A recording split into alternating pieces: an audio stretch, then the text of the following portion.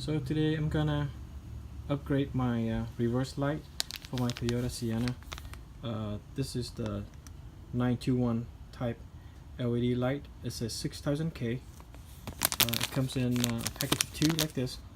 So let's begin. You're gonna need some plastic tool. They are like pliers. For the plastic part in the car, you're gonna pry off the parts from the bottom first and then around to the top.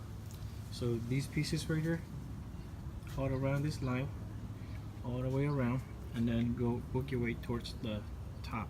Okay, you don't have to remove this piece or this piece, just this bottom part of the tailgate. Okay, so after you take it out, it looks like this. See all the pins right there. Okay, so the reverse light is this gray one right here, and this is for the red tail light. So I'm going to take this out. Okay, very easy. Right there.